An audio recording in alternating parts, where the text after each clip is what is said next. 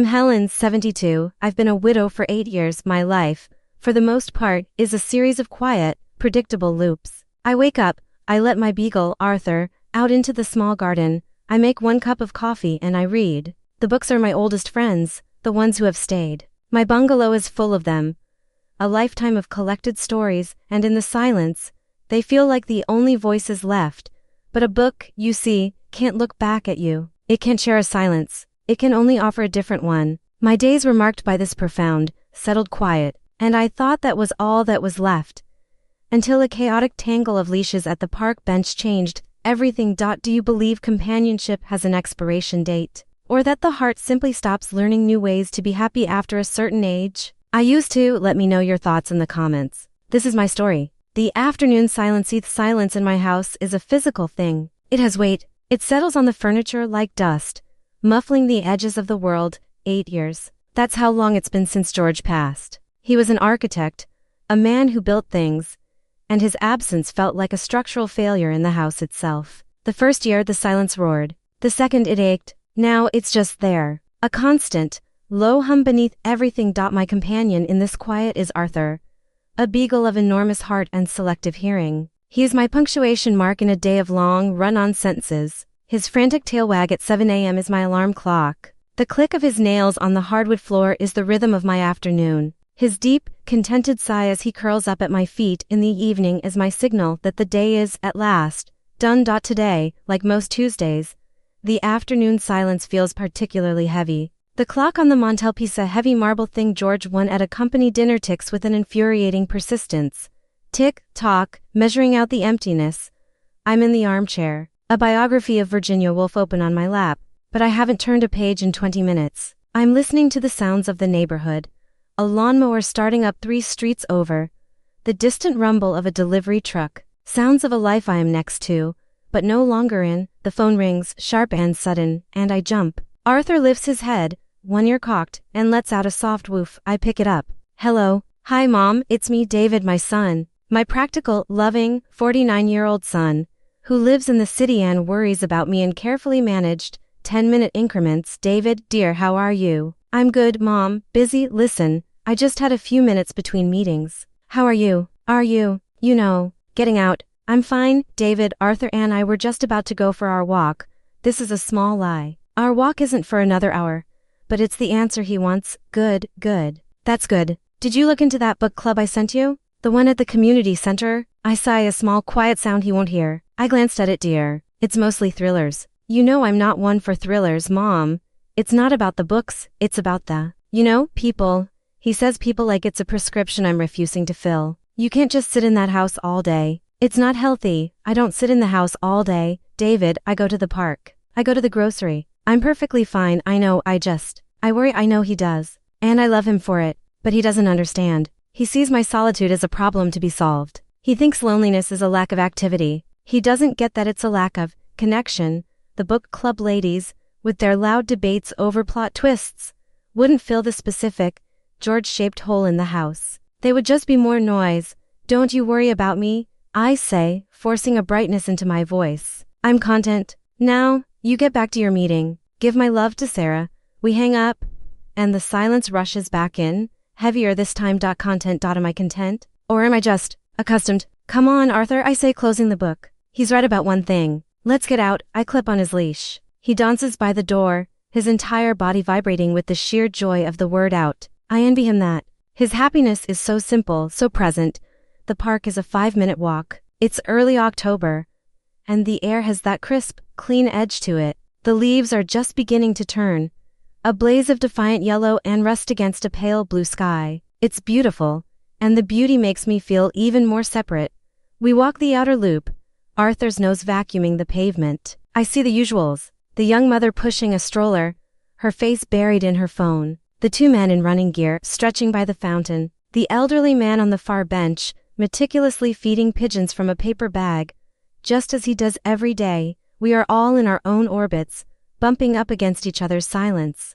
I make my way to my bench, the one under the large oak tree, the one with a slat missing on the left side, the one that perfectly catches the 3 o'clock sun. I sit. Arthur settles at my feet, sniffing at a rogueweed. I look at the bench across the way. It's empty. It's almost always empty. Sometimes I imagine George sitting there, reading his paper, looking up to nod at me. A small, sad fantasy. I lean back and close my eyes, letting the weak sun warm my face. The ticking of the clock is replaced by the rustle of leaves and the distant shout of children on the playground. It's quiet, but it's the same quiet. The same silence. I open my eyes, and the world is exactly as I left it. Me, my dog, and the empty space beside me. It starts, as so many life-changing things do, with a squirrel. This particular squirrel is, even by Arthur's standards, an agent of pure chaos. It's fat and bold, and it has the audacity to sit on the path, not 10 feet away, and flick its tail as if issuing a formal declaration of war. Arthur, being a beagle, is genetically incapable of ignoring such an insult 1 second. He is a peaceful, sleeping circle of brown and white at my feet. The next, he is a 40-pound torpedo of single-minded pursuit. The leash is ripped from my hand before I can even register what's happening. My hand, which had been resting loosely, is suddenly empty, the worn leather strap zipping through my fingers and leaving a faint, stinging burn. Arthur, nitrogen monoxide. My voice is lost in the wind. He is already halfway across the green, barking a high-pitched, frantic roo-roo-roo that is his battle cry. Oh, for heaven's sake, I mutter, pushing myself up from the bench. My knees protest. I am not built for sprinting. I begin a brisk, flustered walk, which is the closest I can get. Arthur, you come back here. The squirrel, having won its victory, zips up an elm tree. Arthur, defeated, begins sniffing the base of the tree with intense interest, as if he can will it back down. And that's when I see her. She's walking a large, impossibly beautiful golden retriever. The dog is the color of old honey, and it moves with a placid dignity that makes Arthur look, by comparison, like a feral creature. The woman is tall, sturdier than I am, and is wearing a bright red coat. She's walking toward the squirrel tree, and she hasn't seen Arthur, who is now circling it, wrapping his leash tighter and tighter around the trunk. Arthur, heel. I call, knowing it's useless. He sees the golden retriever. His focus shifts. A new friend. He bolts toward the dog, his leash trailing. The woman sees him now and stops, a look of calm interest on her face. Her dog, Sunny, as I'd later learn, sits politely, tail wagging a slow, friendly thump-thump on the grass. Arthur, in his excitement, does not go to Sunny. He goes around Sunny and around the woman. In a blur of beagle enthusiasm, he manages to wrap his leash twice around the woman's legs and once around Sunny's front paws. It is a complete, utter, and humiliating mess. Oh my goodness. I cry, finally catching up, breathless and mortified. Arthur, bad dog. Oh, I am so sorry. The woman looks down at her legs, now bound by a brown leather strap, and then at me. I'm expecting annoyance, irritation, a curt lecture on dog management. Instead, she laughs. It's not a small titter. It's a full, warm, genuine laugh that seems to start in her chest and fill the air around us. It smells impossibly like cinnamon. Well, she says, her voice as warm as her laugh. It looks like he's decided we're not allowed to leave. Hello there. She bends down a feet, given her bindings, and starts to work on the knot Arthur has created around her ankles. Her dog, Sunny, merely licks Arthur on the nose, as if to say, calm down, little man, I am just terribly sorry. I say again, fumbling to help. My fingers are clumsy, shaking slightly from the adrenaline and the embarrassment. He's usually, well, no, that's a lie. He's often like this. He has a great deal of spirit. He's a beagle, she says, as if that explains everything. She finally untwists the leash from her legs and starts working on the knot around Sunny. They're all nose and no manners. I had a beagle mix when my kids were small. Named him Hoover. I think you can guess why.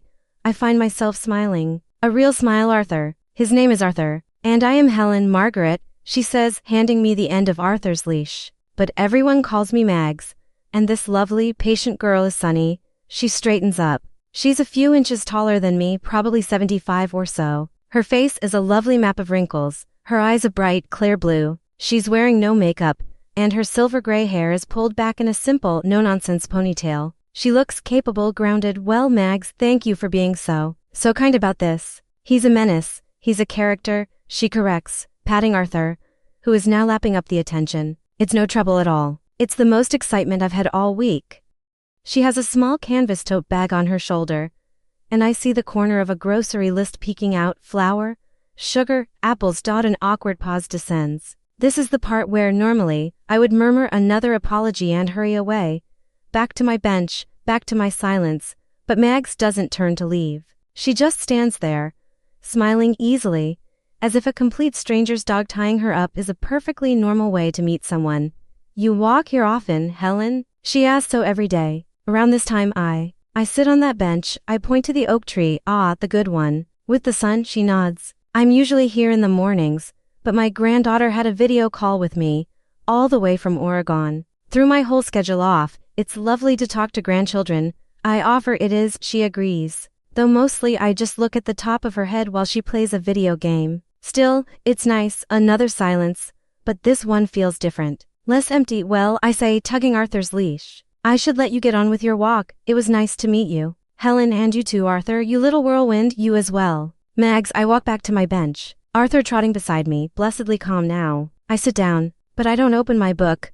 I watch Mags and Sunny walk away. The bright red of her coat is a slash of color against the green and brown of the park. She walks with a steady, unhurried pace. When I'd left the house, the silence had been an ache. Now, sitting on the bench, I realize I'm smiling. The park feels different, brighter.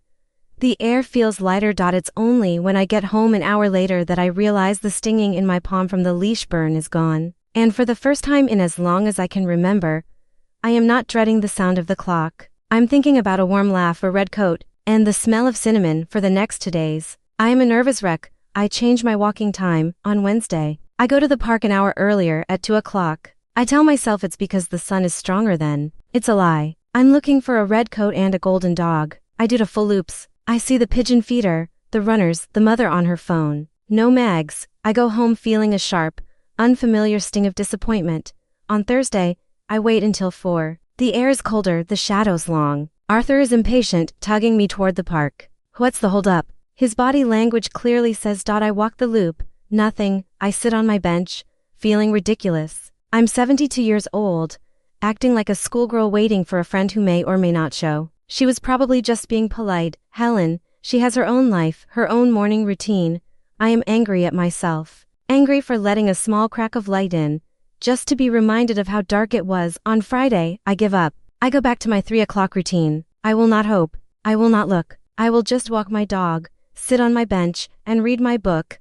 I am halfway through the loop, head down, resolutely not looking, when a calm, deep woof sounds beside me. I look up. Sunny is standing there, tail sweeping the path, and beside her is Mags, a canvas bag on her shoulder, smiling. "Thought we missed you," Mags says, as if we had an appointment. My heart does a strange, joyful little flip. "Oh, hello, hi. I was here yesterday and the day before." The words are out before I can stop them. Mag's smile widens. "I was too. In the mornings. I guess we were just out of sync." She gestures down the path. "Walking. Yes, of course we fall into step. The dogs, already familiar, trot ahead. Arthur, clearly remembering Sunny's benevolent leadership, is surprisingly well behaved. We talk. It's easy. It's not the stilted, formal chatter of a book club or a doctor's waiting room. It's the easy conversation of 2 people with nothing to prove.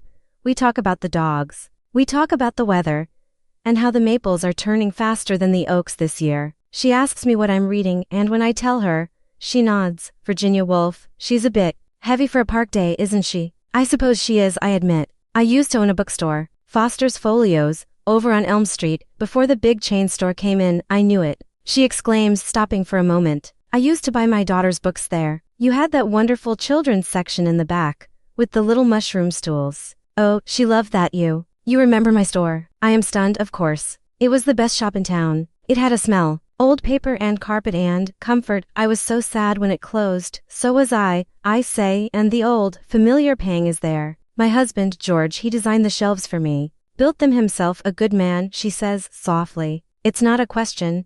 He was, I whisper. We walk in silence for a moment. But it's that new kind. A shared one. My husband, Frank, he had a sweet tooth that could sink a ship, Mags says, picking up the thread. I was a baker. Riley's homestyle, just a small place. But it kept him, and half the neighborhood, in sticky buns. A baker, I say, the memory of cinnamon returning. That makes perfect sense. We reach the edge of the park. This is where I normally turn right, toward home. Mags stops. Listen, she says, shifting her bag on her shoulder. I'm parched. There's a little cafe just around the corner. The daily grind, They have a patio, and they don't mind dogs. They also have scones that are acceptable. This is it. The invitation. The pivot from park acquaintances to something else. My mind flashes to my empty house. The ticking clock. The biography waiting on the armchair. A scone sounds lovely, I say. The cafe is small and warm. We sit on the tiny patio, a little wrought iron table between us. Arthur and Sunny lie at our feet like old companions. We order 2 coffees and, at Mag's insistence, a cranberry orange scone to share. She asks me about David. I tell her about his job, his worries. I ask about her daughter in Oregon. She tells me about her grandchildren and the difficulty of being a FaceTime grandmother. She tells me how she lost Frank to a heart attack that came out of nowhere 12 years ago. One minute he was complaining about the lawn, she says, her eyes distant, and the next, he was just gone. I didn't even get to say goodbye. George was sick for a long time. I say, my voice quiet. A slow, cruel decline. I sometimes think that was worse. I feel like I said goodbye for 2 solid years, until the word had no meaning left. She reaches across the table and, for just a second, pats my hand. Her skin is warm and dry. There's no good way to lose them, Helen. There's just the after. We sit there, 2 women in our 70s, on a chilly patio, with a shared scone and 2 sleeping dogs. We are in the after, and I look at her, at this kind, strong woman with flower on her jacket cuff and a laugh that warms the air, and I realize, I am not alone in this. This was lovely, Mags, I say. As we gather our leashes, we should do it again, she says, simply. Tomorrow same time? The dogs will expect it now. Tomorrow. I agree. I walk home, and the bungalow doesn't seem quite so empty. I make my dinner, and I don't turn on the television for noise. I sit in my armchair, and I read my book, but the words on the page feel different. I'm not just reading about someone else's life. I feel, for the first time in 8 years, like I might just be starting to live my own again. Our walks become a ritual. 3 o'clock. The park. The cafe. We are a strange, comforting sight, I suppose. The tall woman in the red coat and the shorter woman in the sensible beige, with the regal golden and the chaotic beagle. We become part of the park's landscape. Just like the pigeon feeder and the runners. We learn the architecture of each other's lives. We know about her daughter's promotion and my son's anxieties. We know she prefers black coffee and I like a little milk. We know she hates garden gnomes and I have a secret love for terrible, low-budget mystery shows. The friendship is easy. It's unlike any I've ever had. With my friends when George was alive, it was always as a couple. Helen and George, we entertained, we went to dinners. This is just Helen and Mags. After 2 weeks of coffee, the weather turns. A cold snap arrives, bringing a sharp, biting wind that makes the patio unbearable. It's too cold for this, Mags says one Tuesday, pulling her red coat tighter. My fingers are numb. We could walk without the coffee, I suggest, though the thought makes my heart sink. That hour at the cafe has become the anchor of my day. Mags looks at me, then at my house, which we're standing in front of. Nonsense. Your house is right here. I'm sure you have a kettle. And she pats her canvas bag, have come prepared, and that is how Mags Riley enters my home for the first time.